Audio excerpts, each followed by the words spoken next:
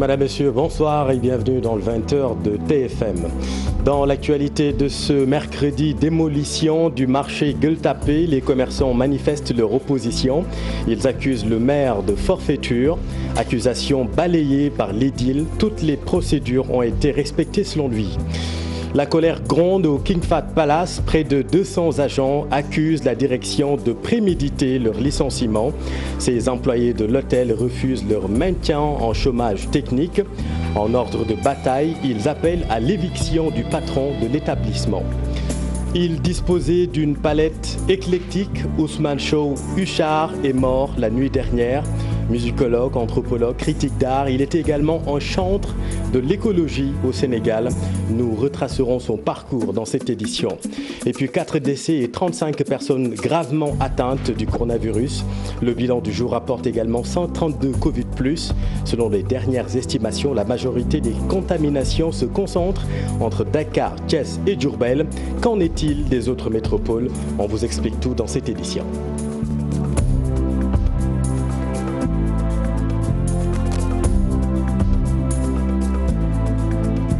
Certains parmi eux ont pu récupérer de justesse leurs marchandises. Les commerçants du marché Gueule-Tapée sont furibonds après la démolition du lieu de commerce ce matin. Les marchands accusent le maire de ne pas leur avoir envoyé à temps les sommations. Avec la présence des forces de l'ordre ce matin, sans aucun avertissement, sans aucune sommation. Ils sont venus seulement avec leur voiture, après nous dit de quitter tous ces lieux. Ils ont barricadé, ils ont ouvert nos cantines, toutes nos marchandises, ils l'ont jeté dehors comme ça. Il ne nous a pas donné de sommation, parce que même le préfet m'a appelé hier, mais ce qu'il m'a dit qu'il va amener aujourd'hui. Je lui ai dit que nous n'avons reçu aucune sommation. Il m'a dit qu'il en a. Donc je lui ai dit que donc on vous attend.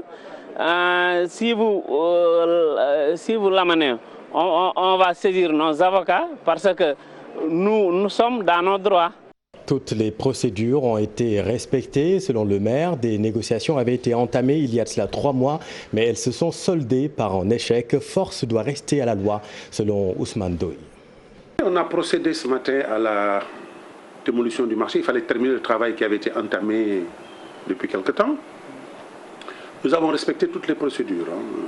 Nous avons envoyé des sommations qu'ils ont refusé de prendre. D'abord des sommations directes de la mairie qu'ils ont refusé de prendre. On a envoyé des sommations d'un huissier qu'ils ont refusé de prendre.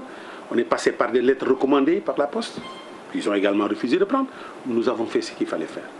Nous avions entamé avec eux des négociations. Et les négociations, il y a 3 semaines, ont abouti à une rupture. Parce que je leur avais simplement demandé de regagner les cantines qui étaient prêtes. Et puis qu'ils nous laissent terminer le travail. Et qu'après, ils regagneraient leur cantine quand le travail sera terminé. Ils n'ont pas voulu, ils ont exigé des dédommagements. Moi, je ne peux pas dédommager. Et puis, on est arrivé à ça, parce que l'État, quand même, a fait valoir le droit. Je suis quand même maire d'une commune. Quand je fais un arrêté de démolition, un arrêté de fermeture de marché, on doit l'exécuter. Et après Gueule-Tapée, ce sera au tour du mythique marché Sandaga d'être démoli.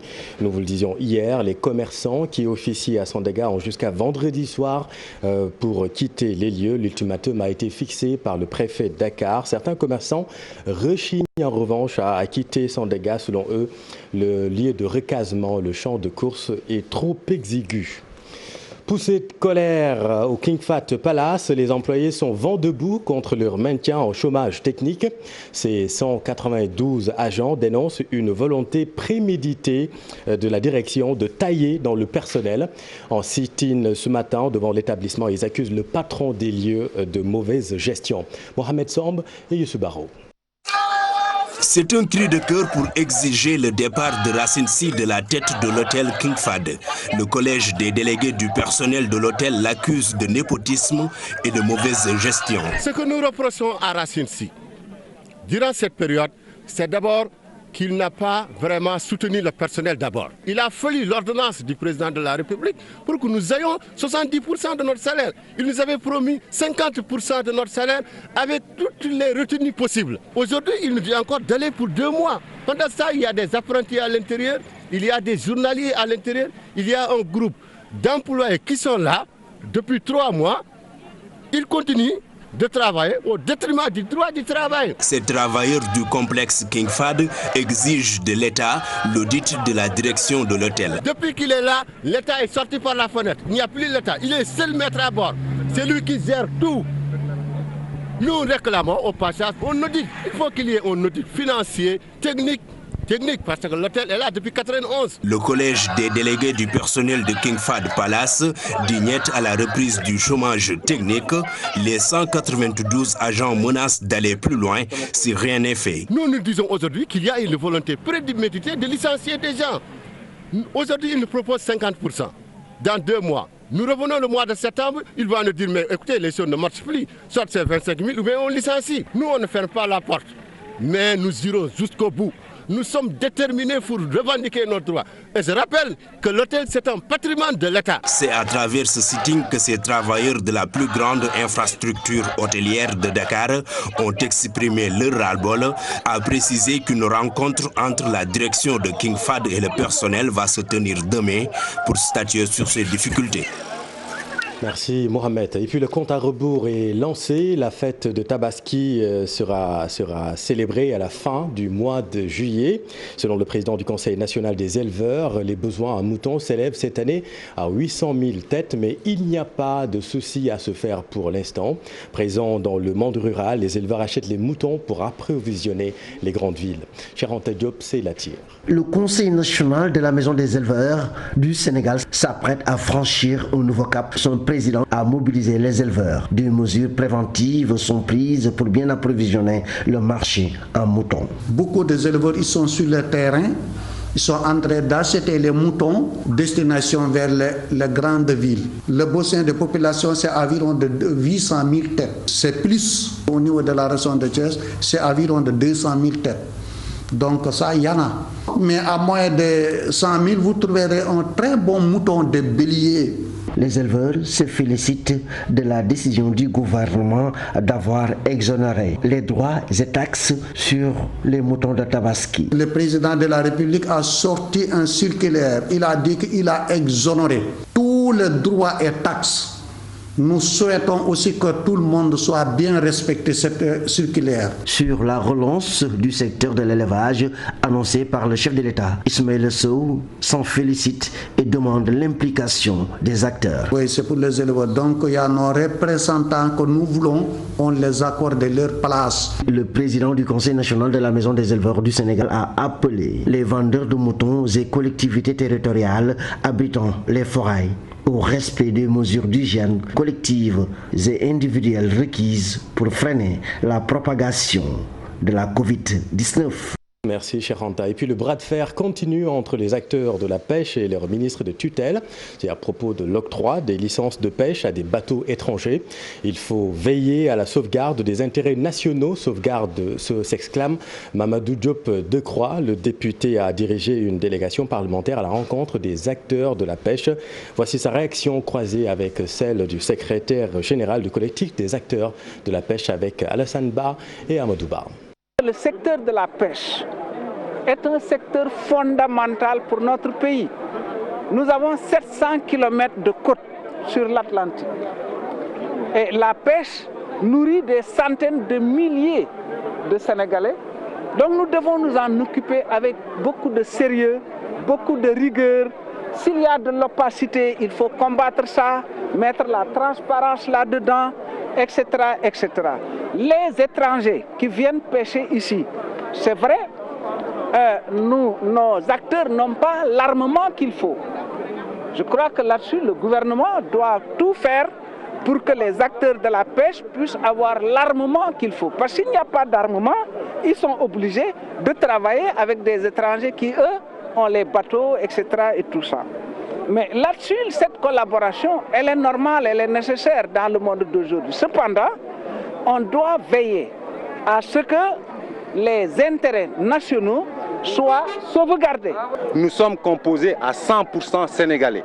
Certaines de nos entreprises font 32 milliards de chiffre d'affaires. Nous ne sommes pas des banabana. Nous ne sommes pas des bateaux chinois. Nous avons des partenaires chinois, tout comme d'autres ont des partenaires espagnols, ou français, ou turcs, ou grecs.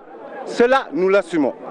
Quelle est la différence entre un partenaire qui vient, qui est français, et un partenaire beaucoup plus compétent, qui est chinois? Nous ne voyons pas la différence. Aujourd'hui, dans le secteur où nous sommes, les meilleurs dans ce secteur sur le plan naval sont chinois. Nous allons chercher cette compétence et nouer des partenariats avec eux. Et puis dans le chapitre judiciaire, affaire de la tuerie de Boffa Bayotte, l'avocat maître Cyril Clodorly dénonce la détention préventive de 29 mois subie par son client René Capin-Bassène. L'interrogation du journaliste par le juge d'instruction a duré plus de 10 heures d'horloge, incompréhensible selon la robe noire. Maître Cyril Clodorly alerte par ailleurs sur les cas de torture de plus en plus affirmés par les personnes en détention. Il est interrogé par notre équipe à Ziguinchor. Ce n'est pas très facile, même pour une personne, qu'on soit juge ou avocat. Bon, de rester quand même 10 heures ou 11 heures de temps sans manger ni boire et de répondre à des questions. Surtout lorsqu'on a fait 29 mois de détention, c'est quand même pénible. Bon, donc, et là, ce que nous déplorons, c'est que des personnes soient gardées en prison des années et des années. Ensuite, un beau jour, alors tambour battant, on veut terminer une enquête, une information. Je pense que tout cela ne participe pas du droit à un procès équitable. Donc ce que je déplore, c'est que de plus en plus, disons, des personnes arrêtées pour certaines infractions se plaignent de torture. C'est grave. Cela, je le déplore énormément. Et dans ce dossier, je ne manquerai pas aussi de le déplorer. Donc ce n'est pas seulement dans ce dossier. Bon, disons, cette semaine, j'ai eu plusieurs dossiers où en fait toutes ces personnes ont parlé de torture venant en fait de personnes qui sont très respectées dans ce pays. Et j'ai toujours dit et soutenu que les forces de défense et de sécurité, pour moi la crème c'est la gendarmerie nationale. Or de plus en plus, en fait, il y a des allégations de torture et d'accusations contre ce corps. Avant, c'était la police et de plus en plus, on n'entend plus de faits de torture de la police. Et je pense que c'est parce qu'il y a eu des poursuites. Il y a eu des poursuites contre des policiers. Et alors là, ils mènent les enquêtes peut-être avec d'autres méthodes, ou en tout cas, les tortures, s'il y en a, elles sont beaucoup plus raffinées. Et il y a de moins en moins d'accusations de torture contre la police, et il y en a de plus en plus contre la gendarmerie. Et on en vient à la disparition d'Ousmane Sow Huchard, décédé à l'âge de 78 ans la nuit dernière. Le défenseur de l'environnement est parti au moment où l'écologie occupe de plus en plus une place centrale dans les décisions politiques du monde entier. Membre de Res les Verts dès 1999, Huchard était anthropologue, critique d'art, chercheur, musicologue. Bref, il avait une palette éclectique. Yibou Diouf. Cet artiste occupait convenablement sa place dans la communauté des hommes de lettres et de culture. Ousmane Sow Huchard était un écrivain confirmé, un musicien qui maîtrisait cet art. Il était aussi Soleil Mama, un pseudonyme qui faisait du natif de Ziguinchor un vrai musicologue. Son passage à l'Université de Montréal dans les années 80 l'avait permis de se familiariser davantage avec d'autres arts tels que l'anthropologie, la muséologie, l'histoire de l'art. À l'Université Laval de Québec, il avait appris l'anthropologie sociale et culturelle, un riche parcours intellectuel et artistique qui lui avait toujours facilité la tâche. En tant que directeur du cabinet d'ingénierie culturelle Siwara à Réaction, un maître dans la décoration artistique, de l'analyse des facteurs socio-culturels, dans la mise en œuvre de projets de développement. Ousmane Sow Huchard était membre de plusieurs associations nationales et internationales de la culture, du Conseil africain des musées à l'UNESCO, sans oublier l'association des chercheurs sénégalais, de la Biennale Dakar et du ministère de la Culture. Soleya Mama a beaucoup travaillé avec l'artiste Youssou N'Dour, plus de 3 ans à la tête de la fondation Youssou N'Dour en tant qu'administrateur général adjoint de Youssou N'Dour et Fils. Juste pour dire que la musique c'était sa vie. Auteur, compositeur et interprète Ousmane Sow Wichar est l'auteur des paroles et musiques pour l'hymne de l'UA, utilisé pendant 10 ans par l'institution. Il a écrit une dizaine d'ouvrages sur la musique, l'art et l'écologie. Il faut mentionner son ouvrage La Kora, objet témoin de la civilisation mandingue. Soleya Mama aussi, c'était l'homme politique qui avait opté pour l'environnement et l'écologie. Plusieurs fois député à l'Assemblée nationale et conseiller municipal à Ziguinchor, l'homme de lettres était reconnu des pairs. Chevalier de l'Ordre national du Lion, chevalier de l'Ordre des arts et lettres du Sénégal, chevalier de l'Ordre des arts et lettres de la France, officier de la Pléiade, ordre de la francophonie et du dialogue des cultures. Repose en paix l'artiste auprès des immortels. Merci Bou. Et puis venons-en à la situation épidémiologique. 4 nouveaux décès enregistrés au Sénégal, 116 au total désormais. 132 Covid+ sont rapportés aujourd'hui et 35 personnes sont gravement atteintes de la Covid-19. Allons justement dans le nord du pays. On le sait, Dakar, Thiès et Diourbel représentent 92% des contaminations. Qu'en est-il dans les grandes métropoles? Saint-Louis, par exemple, 19 cas sont enregistrés officiellement depuis le début de la pandémie. Le point avec Ousseynou Diop et Habib Sek. Depuis le début de la pandémie, au mois de mars, la région de Saint-Louis est à 19 cas positifs au coronavirus. Au total, 11 sont guéris et sortis de l'hôpital. Un patient évacué à Dakar a perdu la vie et 7 sont actuellement sous traitement au CTE de l'hôpital régional de Saint-Louis. La région nord a reçu des ressortissants qui vivaient de la Mauritanie. 1491 ont été contrôlés au total. Entre le 24 juin et le 1er juillet, 300 personnes ont été contrôlées à la frontière sénégalo-mauritanienne. Parmi elles, certaines ont été contrôlées positives et les contacts placés en quarantaine. Au total, les contacts sont au nombre de 70, 50 pour le district sanitaire de Saint-Louis et 20 pour le district de Richard Toll. La région médicale a reçu il y a 24 heures 161 tests de ressortissants sénégalais venant de la Mauritanie. Heureusement, tous les résultats ont été négatifs. Présentement, la région de Saint-Louis attend 113 autres prélèvements pour les ressortissants sénégalais venus de Rosso et de Diama. Pour lutter contre la propagation du virus, le centre de traitement de Saint-Louis a reçu 3 respirateurs du centre de santé de Dagana. Pour éviter les passages clandestins et surveiller la situation épidémiologique, une mission de supervision conjointe du ministère de la Santé, de l'OIM, du HCR et de l'Organisation mondiale de la santé est à Saint-Louis pour visiter les districts et points d'entrée. Merci Ousseynou. À Kaolack, les collectivités territoriales du Sénégal dans la lutte contre la Covid-19 ont contribué à hauteur de 5 milliards de francs CFA selon le président du collectif des maires du pôle Sine Saloum. Il estime que pour l'après-Covid, le renforcement des moyens pour une agriculture productive pourra permettre aux populations du monde rural de s'en sortir. Ibrahima Diouf et Faligaï. À l'image de l'État, les collectivités territoriales, elles aussi, ont apporté une forte contribution dans la lutte contre la pandémie du coronavirus. À en croire le collectif des maires du pôle territoire Sine Saloum, l'apport des élus a dépassé les 5 milliards de francs CFA. Le ministère des collectivités territoriales, en rapport avec le ministère des Finances, a fait le décompte de la contribution des maires. On est à plus de 5 milliards.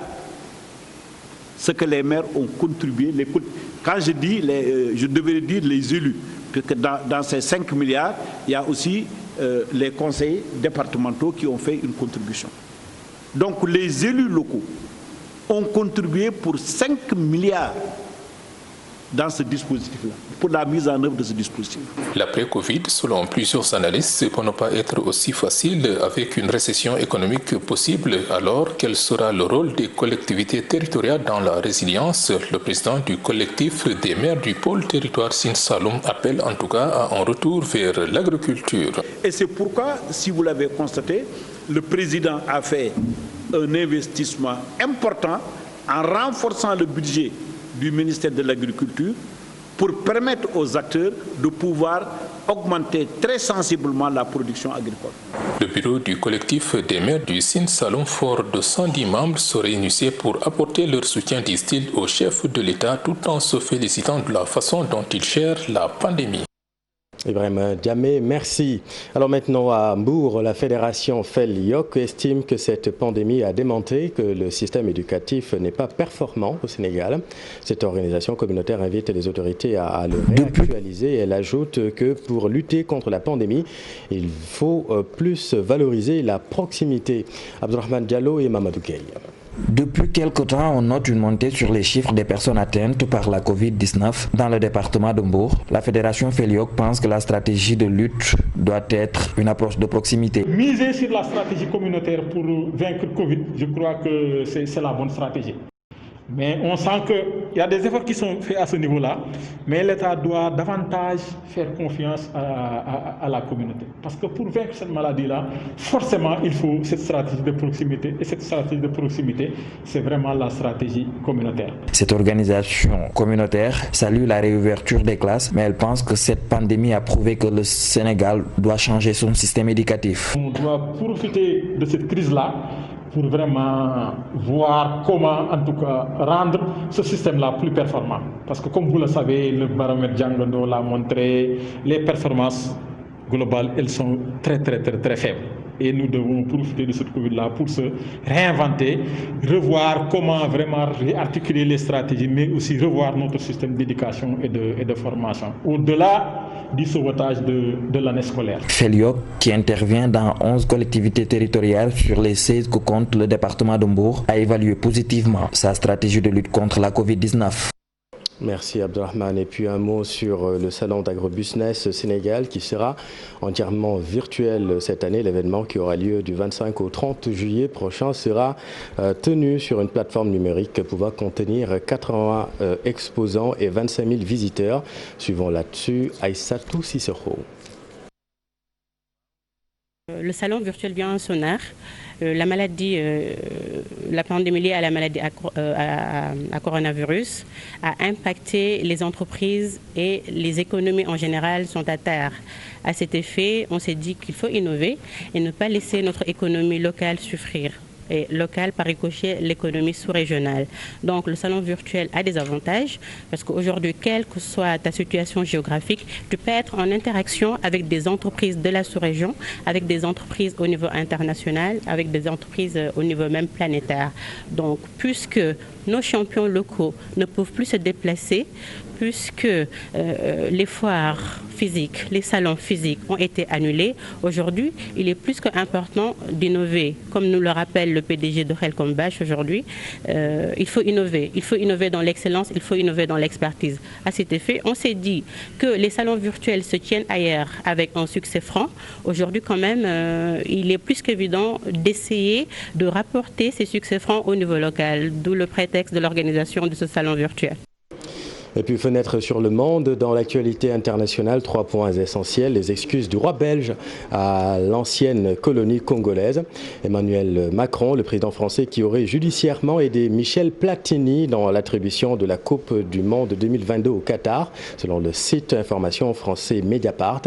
Et puis des caciques de l'ère Bouteflika lourdement condamnés ce mercredi à Alger pour corruption. Le récit de Daniel Diouf. D'abord, les excuses du roi Philippe de Belgique à la nation congolaise et à sa diaspora, notamment à l'importante communauté noire de Belgique. Dans une lettre adressée au président Félix Tshisekedi à l'occasion du 60e anniversaire de l'indépendance du Congo, célébré ce mardi, le roi belge a exprimé ses plus profonds regrets pour les blessures du passé, marqué par des atrocités commises contre les populations locales. Ce passé couvre à la fois la période coloniale qui va de 1908 à 1960 et l'époque de l'État indépendant du Congo quand Léopold II possédait à titre personnel l'immense territoire congolais. D'après les historiens, la colonisation belge au Congo se serait soldée par la mort de plusieurs millions de personnes. Et puis ce scandale de corruption portant sur l'attribution de la Coupe du Monde 2022 au Qatar qui refait surface en France, impliquant cette fois-ci le président français, selon le site d'information Mediapart qui a eu accès à des écoutes et des rapports de synthèse judiciaire selon nos confrères de RFI.fr. Emmanuel Macron aurait proposé d'aider Michel Platini dans cette affaire de corruption. Selon Mediapart, Michel Platini a affirmé en 2019 au téléphone que le président français s'était engagé à l'aider judiciairement. D'ailleurs, un haut magistrat en poste à la Cour de cassation serait aussi impliqué. Il s'agit de Michel Debac, mais lui affirme à Mediapart qu'il a rencontré Michel Platini à 3 reprises à titre amical et estime que le sujet relève de sa vie privée. Concernant la rencontre avec le président français, elle a eu lieu le 8 mars 2018 à l'Élysée, lors d'un rendez-vous ne figurant pas à l'agenda officiel du président. Cette rencontre confidentielle était organisée par le journaliste Jacques Vendroux, à l'époque chef du service des sports de Radio France. Mais les affaires judiciaires de Michel Platini n'étaient pas au cœur de la discussion avec Emmanuel Macron, selon Jacques Vendroux. Enfin, l'Algérie, où l'homme d'affaires Ali Haddad, ex-patron des patrons et plusieurs ministres liés au président déchu Abdelaziz Bouteflika, ont été condamnés ce mercredi à Alger à de lourdes peines de prison pour corruption. Ali Haddad, ex-dirigeant de la principale organisation patronale algérienne, le Forum des chefs d'entreprise, prend 18 ans ferme. Il était poursuivi pour obtention de privilèges, d'avantages et de marchés publics en violation de la législation, dilapidation de deniers publics, abus de fonction, conflit d'intérêts et corruption dans la conclusion de marchés publics. 2 ex-ministres d'Abdelaziz Bouteflika, Ahmed Ouyaya et Abdelmalek Sellal, qui sont déjà derrière les barreaux pour d'autres scandales de corruption, ont été condamnés chacun à 12 ans de prison. Et puis 8 anciens ministres, dont l'ex-ministre de l'Industrie et des Mines, en fuite à l'étranger, écopent de peines allant de 2 ans à 20 ans de prison. Merci Daniel. Et puis nous venons de l'apprendre, les ministres sénégalais n'iront pas en vacances cette année 2020. Le chef de l'État, arborant le contexte global de sortie de l'état d'urgence, a informé les ministres qu'il n'y aura pas de vacances gouvernementales en 2020. Il a demandé aux ministres de prendre toutes les dispositions idoines pour le fonctionnement adéquat des services de l'État et un retour rapide à la vie économique et sociale normale dans la sécurité sanitaire. La décision est prise en Conseil des ministres. Et puis un mot de sport avant de boucler cette édition. Un match de football se jouera à Mogadiscio. Voilà 16 ans que la Somalie attendait ce moment. Et puis la Chinese Super League, le championnat chinois, va reprendre le 25 juillet. Et puis 700 buts au compteur, c'est chose faite. Messi continue d'écrire son histoire. Nous verrons plus d'actualités sportives dans nos prochaines éditions avec Cher Sadibou Diarra. C'est la fin de cette édition. Merci de l'avoir suivi. L'info continue. Vous retrouvez dans un instant Aram Touré dans Soir d'Info. Elle reçoit ce soir Maître Tidiane Soumaré. Il est le porte-parole des huissiers de justice stagiaires. C'est dans un instant.